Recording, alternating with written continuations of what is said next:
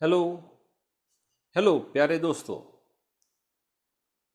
पिछले लेक्चर में हमने gravitational constant, Newton's law of gravitation, इनके बारे में चर्चा की है।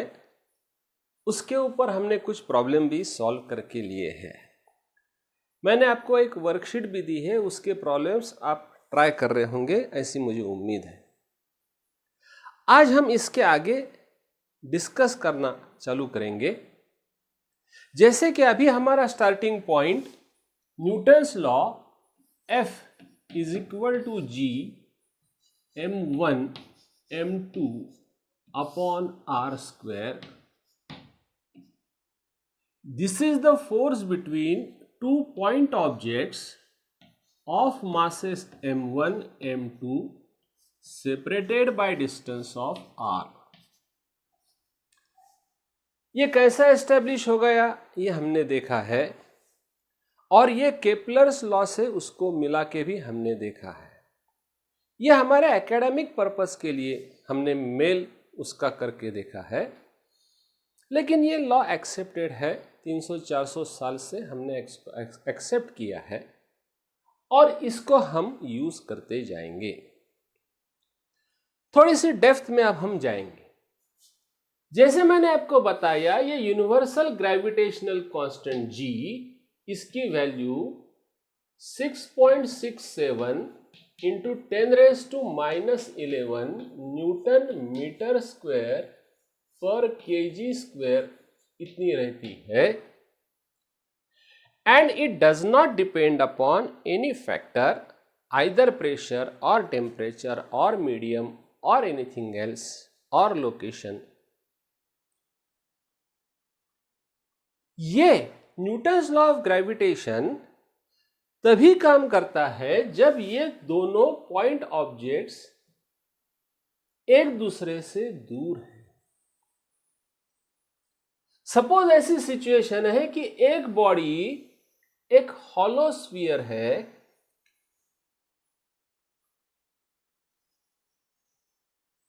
और उसके अंदर दूसरा कोई बॉल रखा है।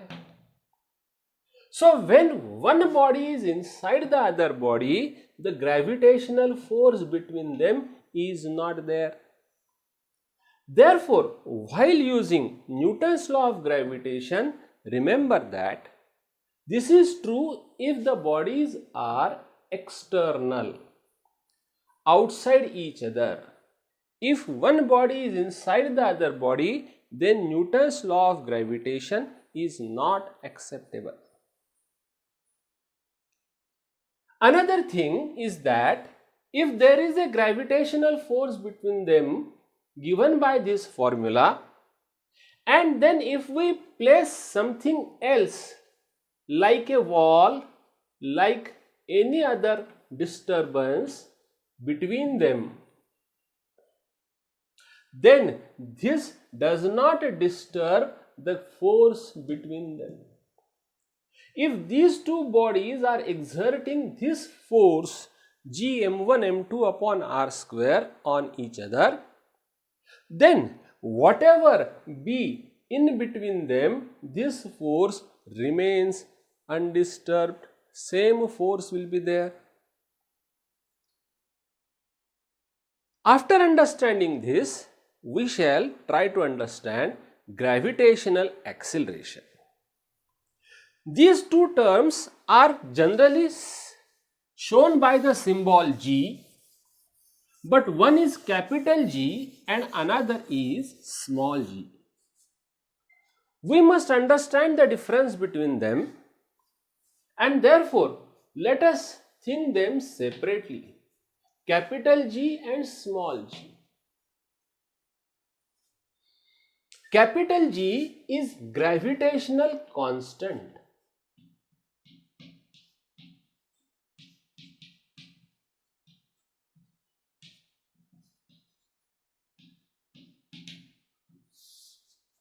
And small g is gravitational acceleration.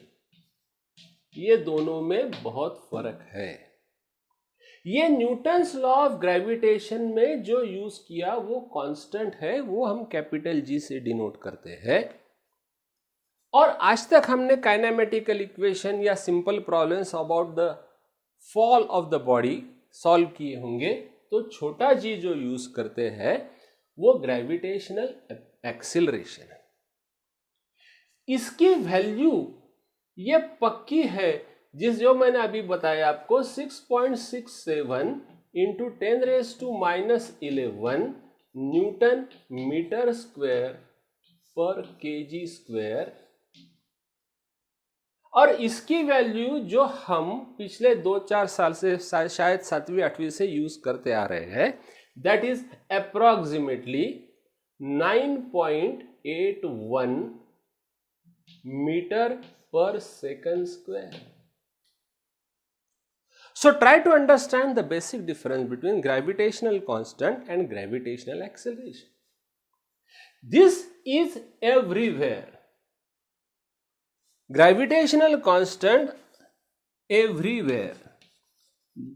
Universe में कहीं भी जाओ तो ये वैल्यू है, and this is only on surface of earth.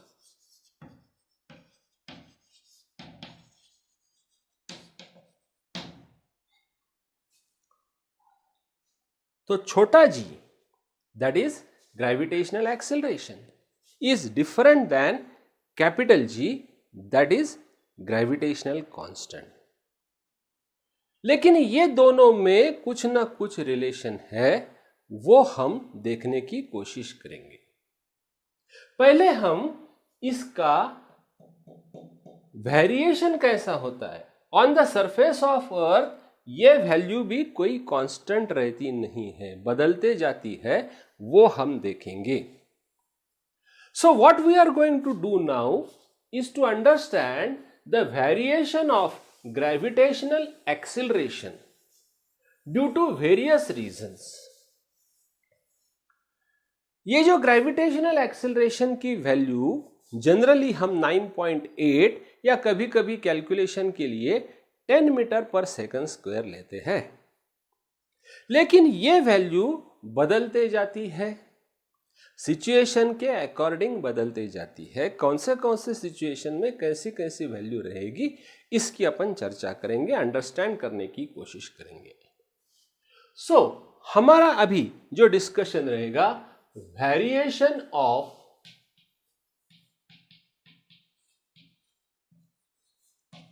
जी,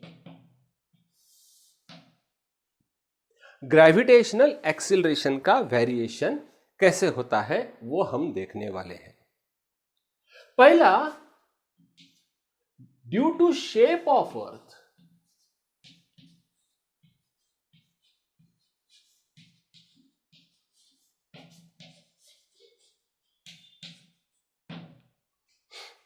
जैसे कि आपको मालूम है, earth is not a perfect sphere. हम कंपास लेके परफेक्ट सर्कल निकालते हैं, 3 डायमेंशन में परफेक्ट स्फीयर होगा, तो अर्थ वैसी नहीं है। थोड़ा सा एग्जैगरेट करके डायग्राम निकालूंगा तो अर्थ का shape is flattened at the top and bottom.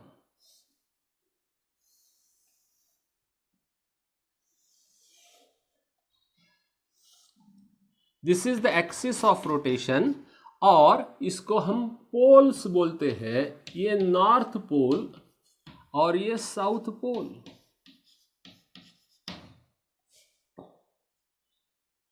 यहां पे इसकी रेडियस जो है, यहां पे इक्वेटर है, I will call this as R equator and I will call this as R poles. तो radius at pole is smaller than radius at equator, and as the law tells us that F is equal to G m upon R square. तो जहां पे R कम रहेगा वहां पे force ज्यादा रहेगा, वहां पे एक्सेलरेशन ज्यादा रहेगा। जहां पे रेडियस r ज्यादा रहेगी वहां पे फोर्स कम रहेगा, वहां पे एक्सेलरेशन भी कम रहेगा। Therefore, the gravitational acceleration at poles जहां पे उसकी रेडियस कम है is greater than gravitational acceleration at equator. The maximum value measured of this is 9.832 meter per second square on poles, और इक्वेटर पे जो आएगी that comes out to be 9.78 metre पर second square. वैसे बहुत मामूली फर्क है ये दोनों में। There is very small difference between this value and this value. Therefore, for solving the problems for 8th, 9th or even 10th, 11th standard, we generally take the value as 9.8, 9.81 और कभी कभी कैलकुलेशन आसान जाने के लिए हम उसकी value 10 भी लेते हैं, बट ये वैल्यू बदलते रहती है। So this is the first reason of variation of gravitational acceleration. The second reason for variation of gravitational acceleration is because of height. So second reason is because of height, due to height.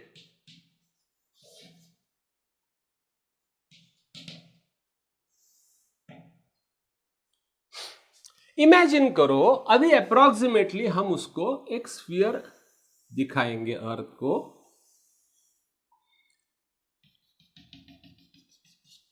ये उसका axis of rotation है और यहां किसी भी location पे इसकी radius हम r दिखा रहे हैं। जो भी ऑब्जेक्ट होगा, जो भी हमारा पॉइंट ऑफ ऑब्जर्वेशन रहेगा, वो अगर यहां से ऊपर होगा, height from the surface of earth, आप बोलोगे हाइट तो ऊपर लेना है, तो ऊपर और नीचे का मतलब ऐसा है कि रेडियली आउटवर्ड इज ऊपर, रेडियली इनवर्ड इज नीचे।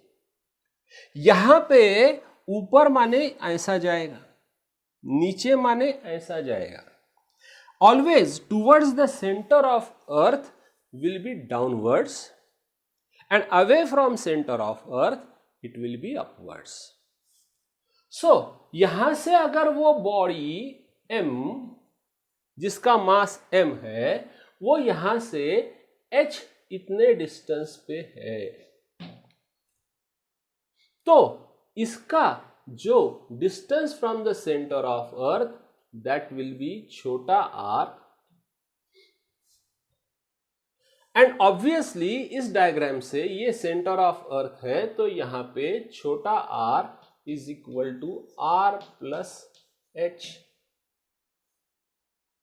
The gravitational force F will be g m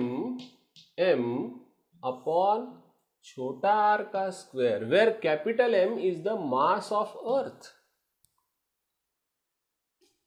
and therefore this F upon mass of that body, F upon M is equal to G capital M upon R plus H whole square. What is force upon mass is acceleration, and therefore we get gravitational acceleration at height h. So at height h दिखाने के लिए I put a suffix gh is equal to gm upon r plus h whole square.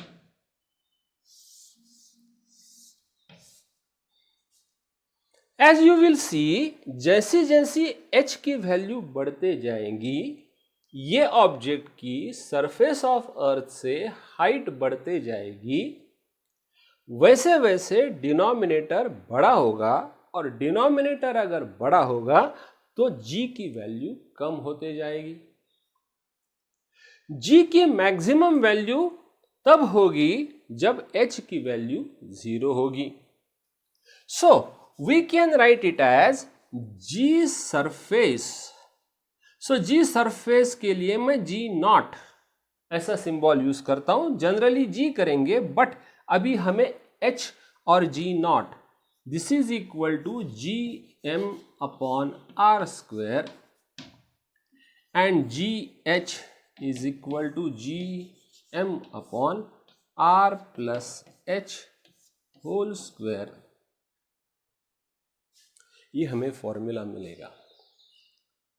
तो ये अगर height infinitely large हो गई, ये object हमारे से बहुत बहुत बहुत बहुत बहुत दूर गया, तो वहां पे सिचुएशन में डिनोमिनेटर विल बी इनफाइनाइट और something upon infinite, something upon very very large number will be almost 0. I hope you understand this from algebra, that any value upon a very very very very large number will always be approximately 0.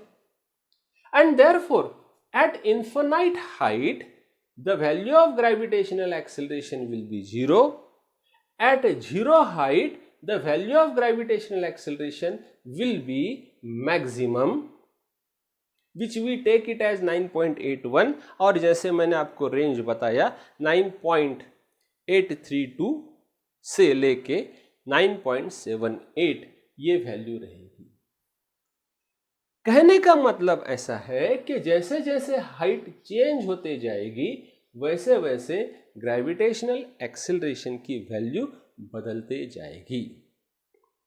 So that is the effect of gravitational effect of height on the gravitational acceleration. दो extremes, infinite को gravitational acceleration 0 and exactly on the surface of earth the value of gravitational acceleration is approximately 9.81 meter per second square. ये हो गया. लेकिन जैसे मैंने आपको बताया इसका हमें एनटीएससी की दृष्टिकोण में विचार करते हुए ये प्रिसाइज कैलकुलेशन कोई कर नहीं सकता है. कल मैंने हाइट आपको 1 किलोमीटर दी तो ये calculation radius of earth 6400 kilometres है, तो ये हम कभी एडिशन करके इसका स्क्वायर करके कैलकुलेशन करने का 1 मिनट में तो सोच ही नहीं सकते. इसलिए ये बेसिकली समझ में अगर आपके आया तो प्रॉब्लम्स कैसे सॉल्व करना है, प्रॉब्लम्स सॉल्व करते समय हमें कहां ध्यान देना है, वो मैं आपके साथ डिस्कस करने वाला हूं. मेरा अनुभव ऐसा है कि जब प्रॉब्लम्स बच्चों को दिए जाते हैं वो पहले पेन लेके मुंडी नीचे डाल के कैलकुलेशन में लग जाते हैं. किसी भी कॉम्पिटिटिव एग्जामिनेशन के प्रॉब्लम सॉल्व करते समय कैलकुलेशंस पहले तुम मत करो. Calculation should be done only in the last stage. क्योंकि जिसने पेपर सेट किया है उसको भी मालूम है कि वो भी 1 मिनट में ये कैलकुलेशन कर नहीं सकता है. जो भी एग्जामिनेशन आपकी रहती है, जो भी अब पेपर सेट रहता है, वो इसलिए नहीं रहता है कि आपको मार्क्स ना मिले. वो पेपर इसमें इसलिए रहता है कि वो प्रॉब्लम सॉल्व हो सकता है और तुम उसको प्रॉब्लम को पहले पढ़ना चाहिए, अच्छी तरह से पढ़ना चाहिए. And therefore try to understand, do a practice and observe keenly when I give you a problem, when I solve a problem. तो ये करने के लिए मैं एक प्रॉब्लम भी, इसके ऊपर के प्रॉब्लम कैसे आ सकते हैं, वैसे बहुत इन्फिनाइट टाइप्स ऑफ प्रॉब्लम्स आ सकते हैं. 2-4 प्रॉब्लम्स मैं आपको दिखा सकता हूं. जैसे टाइम का लिमिट रहेगा 1 या 2 या जैसे भी हो, जितना हो जाएगा उतने करेंगे.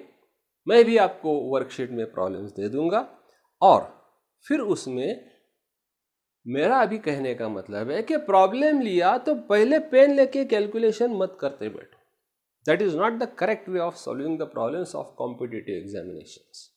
That may be okay in the state board, etc., where you are given data and calculations and steps carry marks. In competitive examination your steps never carry any marks.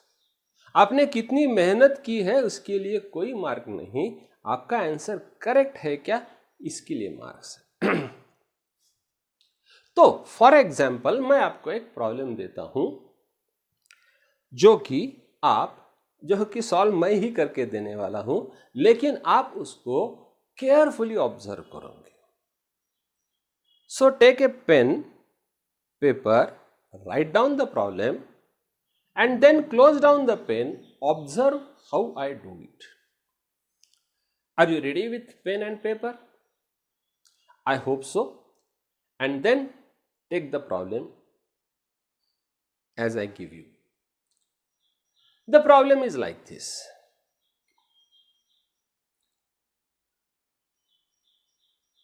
The gravitational acceleration on the surface of Earth is 9.8 meter per second square. What will be the gravitational acceleration at a height r by 2, where r is the radius of Earth? ये problem हो गया। Problem भी अभी मैंने set किया है तो मैं ऑप्शंस वगैरह देता नहीं हूं, आप प्रॉब्लम अच्छी तरह से पढ़ो, ऑब्जर्व द प्रॉब्लम। अभी आप पेन बंद करके रखो और आप मैं क्या सोचता हूं उसको तरफ ध्यान दो, क्या सोचना चाहिए इसकी तरफ ध्यान दो। प्रॉब्लम में आपको दिया है कि G0 मतलब gravitational acceleration on the surface of earth is 9.8 meter per second square. What will be the gravitational acceleration at a height r by 2 from the surface of Earth? मतलब अभी हमें यह समझना पड़ेगा, ये आपको मैं डिस्करेज करूंगा कि गिवन डेटा लिखो, लेकिन सिंस ये पहला प्रॉब्लम है तो h is equal to r by 2, where r is the radius of earth. तो वहां पे g at height h is equal to g m upon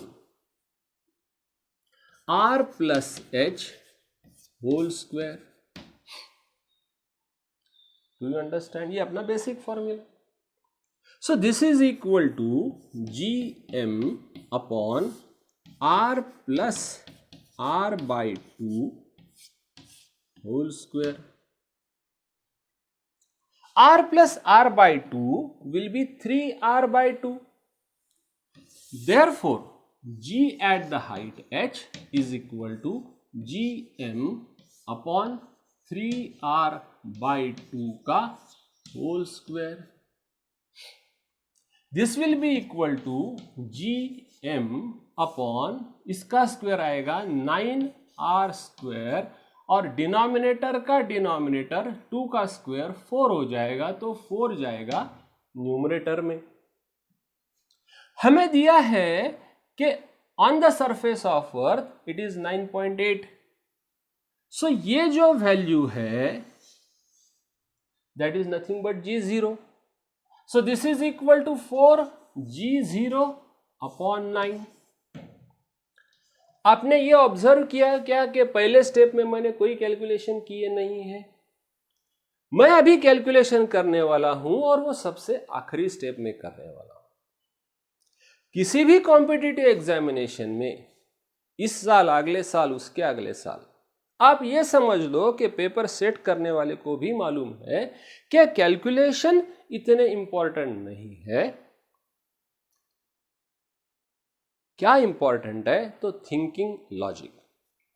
तो प्रॉब्लम अच्छी तरह से पढ़ने के बाद अगर ये आपके ध्यान में आया, ये आपके ध्यान में आया, तो ये आप कर सकते हैं और यहां पे अभी कैलकुलेशन करने का शुरुआत कर सकते हैं।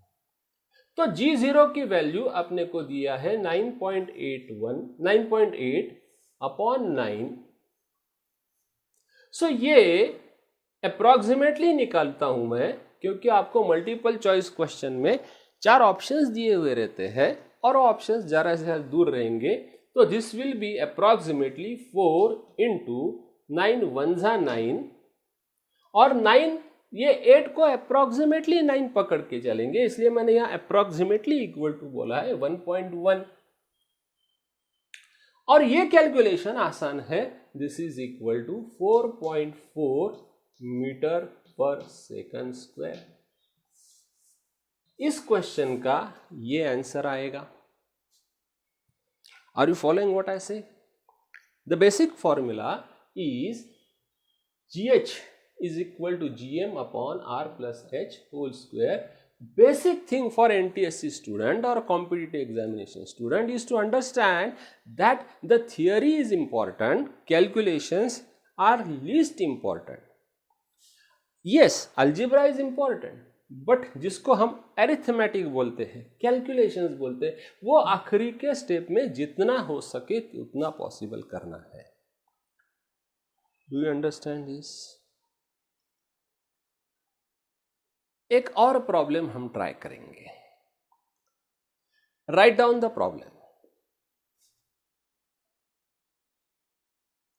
Are you ready? I hope you are ready. What will be the height at which the gravitational acceleration is 25% that on the earth? Bracket में लिखो capital R is the radius of earth। Problem में दिया है, इसके options मैं नहीं देता हूं क्योंकि मैंने अभी अभी प्रॉब्लम बनाया है, मेरे को भी वो सॉल्व करके दिखाना है, बट इसका मतलब ऐसा है कि आपको आंसर कैपिटल R की भाषा में चाहिए। और gravitational acceleration is 1/4 that on the surface of earth, ऐसा प्रॉब्लम में दिया है। तो हमें यह प्रॉब्लम में पहले तो GH is equal to G0 upon 4 ये दिमाग में आना चाहिए। पहले तो प्रॉब्लम अच्छी तरह से पढ़ना चाहिए। सो हमें दिया है gravitational acceleration at height h is equal to G0 upon 4। इसका फॉर्मूला हमें मालूम है GM upon R plus H whole square, और हमें H निकालना है, इज इक्वल टू G0 का फॉर्मूला हमें मालूम है GM upon R square. Therefore numerator same है, डिनोमिनेटर सेम होना चाहिए, upon 4R square. Therefore, what we can do, R plus H whole square is equal to 4R square.